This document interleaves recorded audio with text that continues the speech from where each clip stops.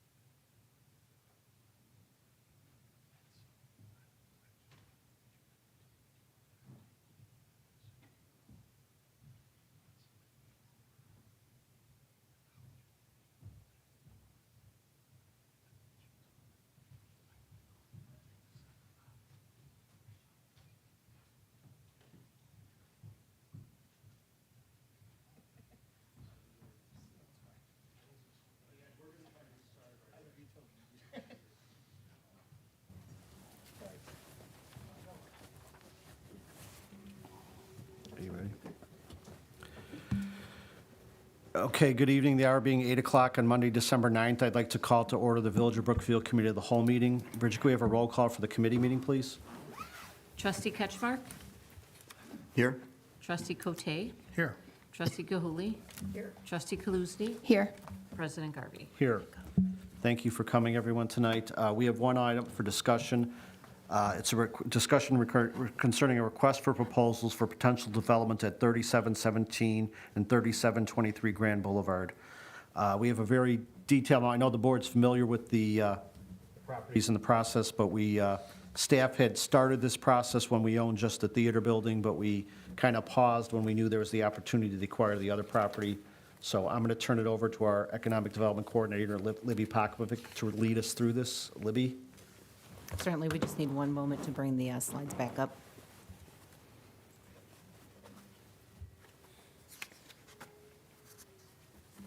Okay, so we have a proposal for request for proposals for approximately 100 linear feet for space located at 3717 Grand, a property that we're in the process of acquiring, and 3732 Grand, a property that we've already purchased and closed on in September.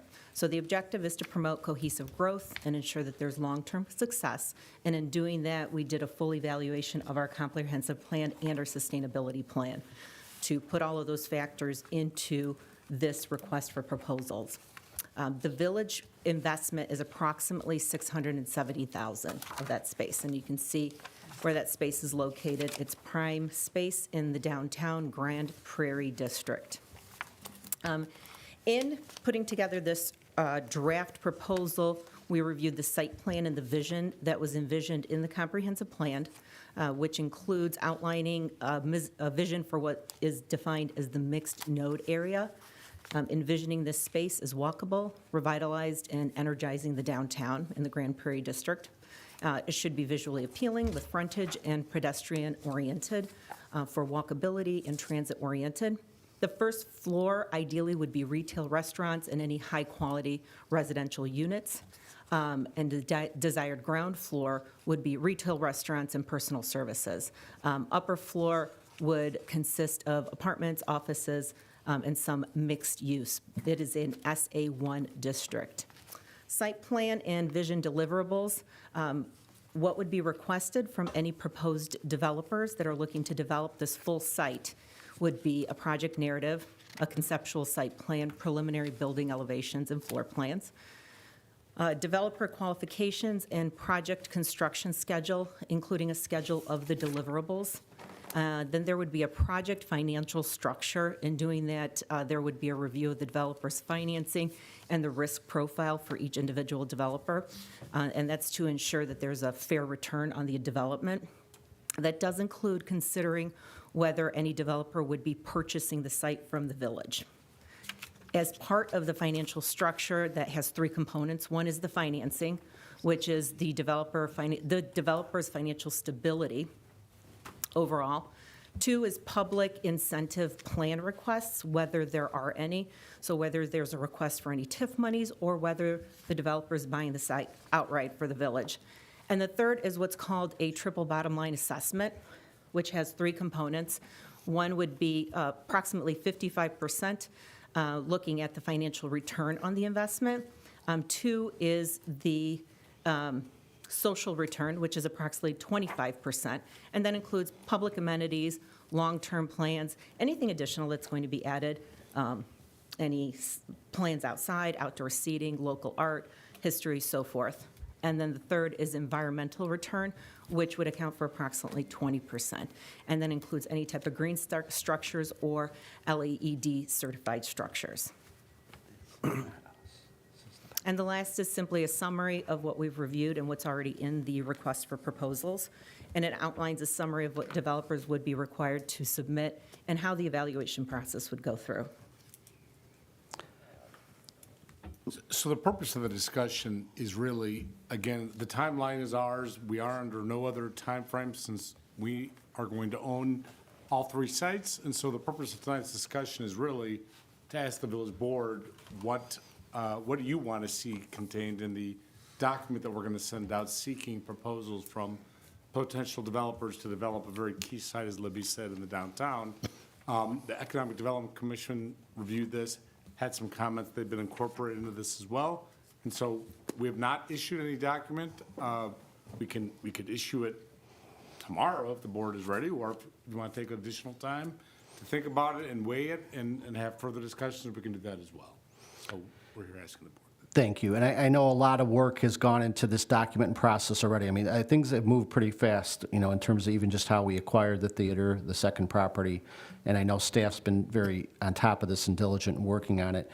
And I know the board understands the reason for this. When there was a lot of excitement when we acquired the old theater building and the property, and a lot of people had ideas and concepts and things, we need to, from a village board standpoint, follow a appropriate process to kind of get us to the point where it's not just someone's idea or dream or back of an envelope sketch, to make the most of staff time and to make the most productive development going forward. We had to create a process where we attract developers and proposals that are feasible economically and appropriate for what the village board sees going forward. So that's kind of the background behind the process and why a lot of these things that we're asking for are going to require time and money from proposed developers, but it's necessary for us to kind of vet the process and get the appropriate type of options for the village board to decide going forward.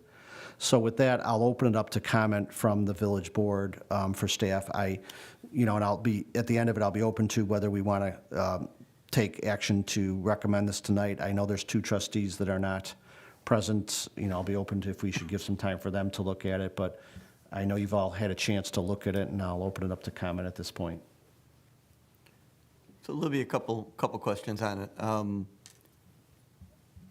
Would we consider partial development of that site?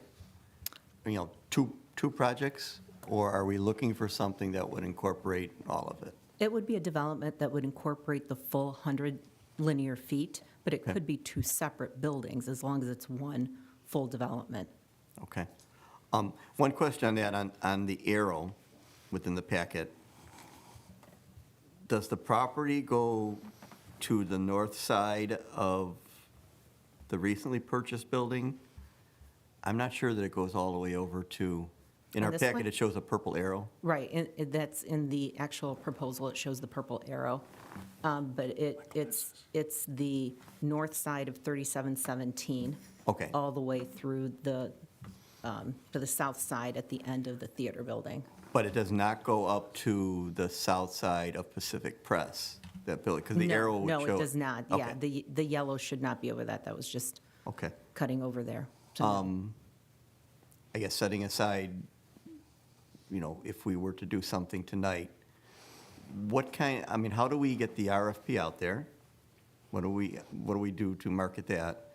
And what kind of time frame do you look at? How long does a prospective developer have to submit something? Certainly. It really depends on what the comfort level is of the village in terms of getting the information out. Once the draft is finalized and we have a final draft to send out there, we would post it on the website. We'd also send information out on our weekly emails that go through to various businesses, and we'd post it that way. Then we could set a deadline, say it was spring, April, May, March, in terms of receiving the proposals back. And those would have to be full proposals that have everything together.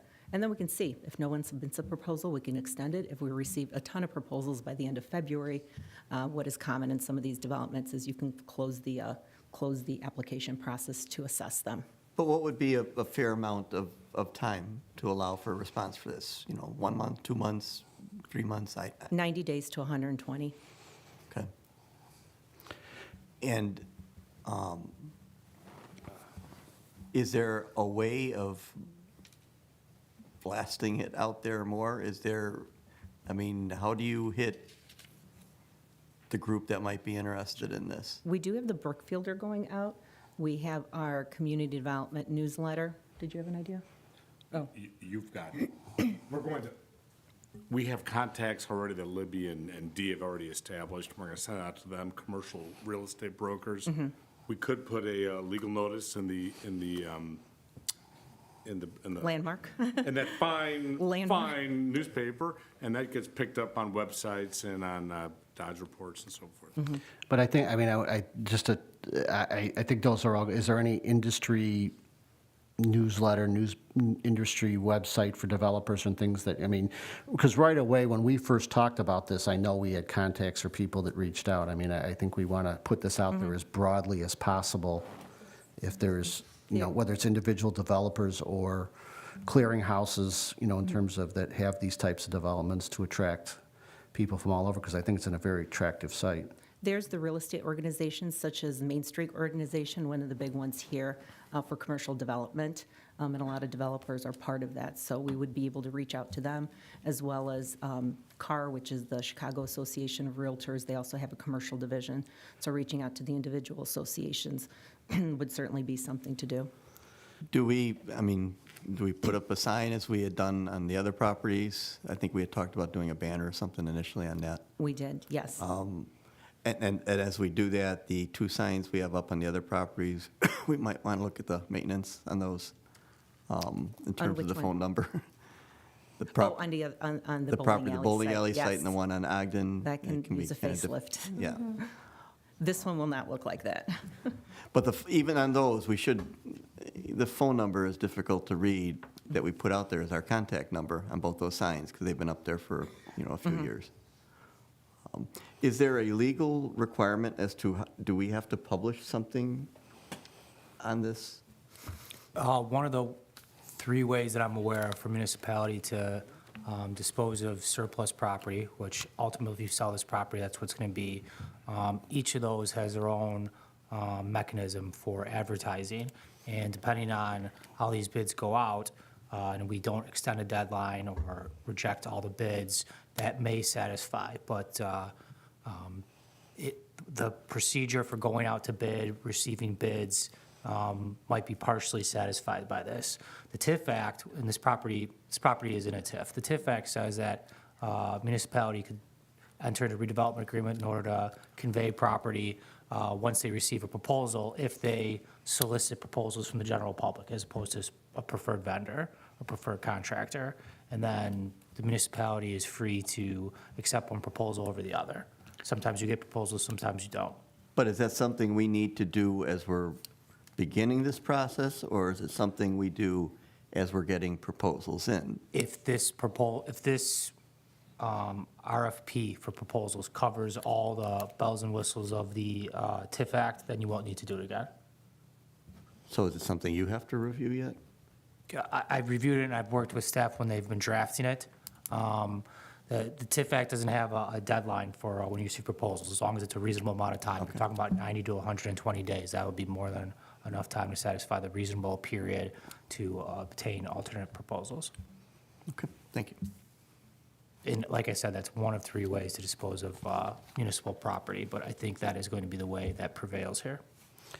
And just to dovetail off Trustee Ketchmark's, I mean, I really think we want to broaden the scope of possible, developers on this. If staff is aware or other people are aware of developments like this that have happened in other municipalities or other areas, I mean, we can specifically seek out developers who have done similar projects or have that on their resume where they've done this type of thing to see if they're interested in it. And I just like to see the word get out there as much as possible. I know it's a relatively small piece of property, but it is in a prime location, and we exhibit total control over it. So it's got to be attractive to a developer that it's owned by a municipality who has control over it. So, other comments from the board? Somebody asked me in the public about these two, and then the building on the left. And so if somebody came in, I know that we wanted to, the initial discussion was to have that whole section built out. And then the question came up by somebody about parking in the area. If they did something that the building covered most of that area, or whatever the businesses covered, the development covered most of that area, but they allowed parking on the side of that building, kind of like the old Hollywood Video in the downtown LaGrange. That Yeah. section, they have like a little, I think it's a barber shop now, right? Yeah, I think it's a Right, the barber side shop. They have a entrance. parking section right next to it. Is that something that we would take into consideration? That was just brought up, and I wanted to mention that so in case they watch the film. All right, that would be part of the proposal that they would submit. Okay, but that wouldn't be like turned down immediately, like, no, but that would be part of it, say, well, that's not. That's part of the yeah, proposal that could be understood. submitted. I sent some comments earlier, but now I'm here to say them out loud. So, thank you. And I know that, Libby, you mentioned during the presentation that there's the triple bottom line assessment of like 55 and 25 and 25 and 20%. I was hoping, or having a conversation about in the design guidelines portion of the RFP, where it's talking about the proposals review based on the following criteria, and there's a bunch of different design guidelines listed here. If additionally adding things about green design, green building, or green building certifications could be reiterated here in the design guidelines to make sure that's not missed. Because it is one thing, if we own the property, then we can, Right, have add someone potentially go beyond code and make a greener property than what's required, because we have control of that property. So I'd love to see that there. It may be that we get a proposal has all the other cool things and doesn't decide to pursue that, but it would be a way to promote that further here. We can certainly add that, and that would be consistent with the triple bottom line assessment on that, too. I did have a question, if the LEED certification is separate or in tandem with the green building certification.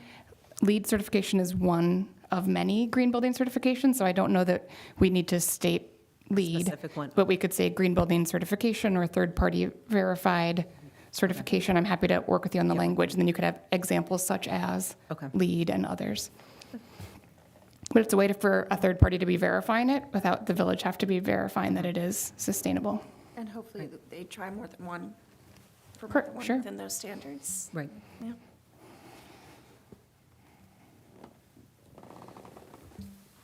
Other questions or comments or input from the board?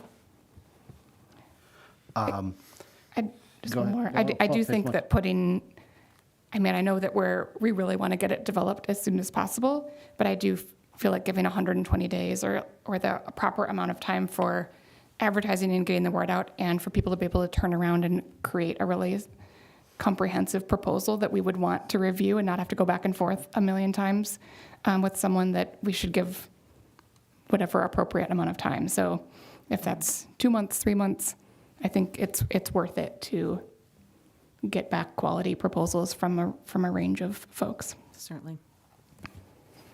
Sorry. No, no, that's why we're talking about it, and I wanted to get a feel from the board. I mean, because this is a pretty comprehensive document, and a lot of work has gone into it. There's been some suggestions for additions or kind of maybe clarifications and spelling out the timeframes and things. I'm thinking out loud that maybe we haven't closed on the second property yet, correct? We have not. That's scheduled for the end of January. Okay. So, I mean, I spoke with the village attorney, and I mean, there's nothing that prohibits us from putting out the request for proposal where we don't actually own, we actually haven't closed on the property. But I'm wondering if it might be worth bringing this back for one, I mean, will there be formal board action needed to approve this request for proposal? No board action is required to advertise, to solicit proposals for who wants to develop on this. Okay. Board action will come when there's a contract, a redevelopment agreement, conveying the property, selling the property, et cetera. Because if there's no, I don't want to delay this, but if there's not board action taken, we could address this at one more committee of the whole, give trustee Hendricks and trustee Naramatsu a chance to address it, maybe fine tune the, what the time parameters are going to be, and even look into, I know that's not necessarily part of this, but how we're going to expand the reach of this. Is there a problem if we go to one more committee of the whole, the first committee whole meeting in January, and maybe give trustee Naramatsu and trustee Hendricks a chance to chime in on this, and then maybe we can seek a consensus that night to put it out. We'll still will not have closed on the other property, but that'll give us a chance to do this. But, and again, I keep repeating myself, but a lot of work has gone into this already, and even before the second property became an option, we were kind of ready to go with this, but good things happen, and now it's become a bigger project, so. So why don't we put this up for the first meeting in January, on the committee of the whole again, and then give a chance so that'd be the January 13th meeting. And then if we are ready to go, we can get a consensus that night and put it out, going from there. Very good. Okay. Thank you to Libby and everyone that worked on this. Thank you. Okay, that's the only item we have up for discussion on the committee of the whole. Once again, I'm open up to public comment. Is there anyone on my left side that has any public comment? Hearing none, is there anybody on the right side that has any public comment? Okay, we are not going to have a need to go into executive session tonight. So at 8:20 PM, I'd entertain a motion to adjourn the committee of the whole meeting. So moved. Second. The motion was made by trustee Cote, second by trustee Kaluzny. Roll call, please. Trustee Ketchmark? Aye. Trustee Cote? Aye. Trustee Gilhuli? Aye. Trustee Kaluzny? Aye. President Garvey? Aye. We're adjourned at 8:20 PM. Thank you for coming, everybody.